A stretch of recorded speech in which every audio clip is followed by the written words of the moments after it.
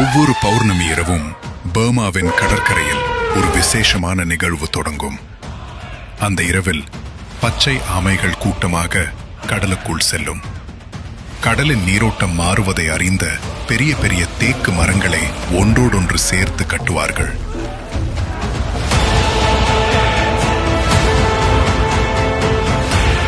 அந்த மரங்களின் மீது சூனா, பானா, ஆனா, ஸ்தானா, தனா என்று யாருக்கும் முழுமையாக புரியாத மர்ம குறியீடுகள் பொறிக்கப்படும். பிறகு அவற்றை கடலின் அலைகளில் மெதுவாக தள்ளிவிடுவார்கள். அதே நேரத்தில் பர்மாவிலிருந்து ஒரு புறா பறக்கத் தொடங்கும்.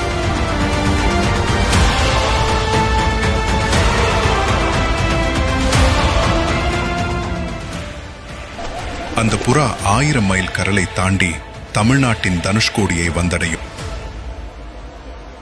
புறாவின் காலில் கட்டப்பட்டுள்ள செய்தி குறிப்பில் எந்தெந்த மரம் யார் யாருக்கு எப்பொழுது வந்து சேரும் என்பது தெரிய வரும். கடலின் அலைகளோடு மெதுவாக மிதந்து வரும் அந்த தேக்கு மரங்கள் தனுஷ்கோடி கடற்கரைக்கு அருகே வந்து சேரும். கப்பல் இல்லை, இயந்திரம் இல்லை, கடலின் அலைகளும் நீரோட்டமும் மட்டுமே. அப்போது யானைகள் கடலுக்குள் இறக்கப்படும். மனிதர்களும் யானைகளும் சேர்ந்து கடலிலிருந்து அந்த மாபெரும் தேக்கு மரங்களை இழுத்து கரைக்கு கொண்டு வருவார்கள். அது ஒரு வியாபாரம் மட்டுமல்ல, பர்மாவையும் தமிழ்நாட்டையும் இணைத்த ஒரு உயிருள்ள கடல் பாதை. ஒரு காலத்தில் பர்மாவின் கடல்களை கடந்து வந்து தமிழ்நாட்டை அடைந்த அந்த அரிய தேக்கு மரங்கள் இன்று உலகமே தேடும் ஒரு பொக்கிஷமாக மாறிவிட்டது.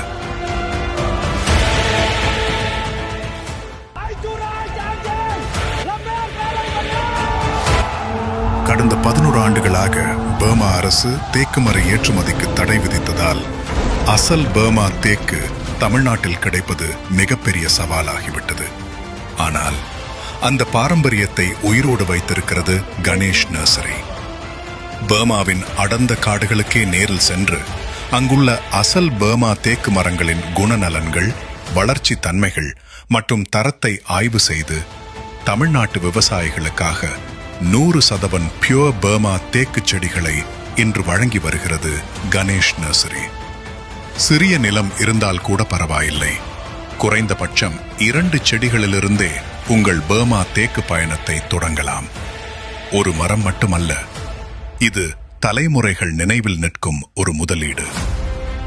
எங்களது கணேஷ் நர்சரியின் 47 வருட அனுபவம் எப்பொழுதும் உங்களுக்கு உறுதுணையாக இருக்கும். கணேஷ் நர்சரி, பர்மாவில் இருந்து.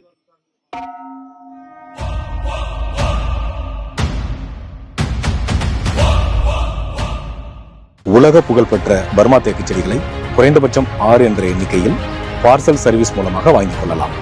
எங்களது 47 வருட அனுபவம் எப்பொழுதும் உங்களுக்கு உறுதுணையாக இருக்கும்.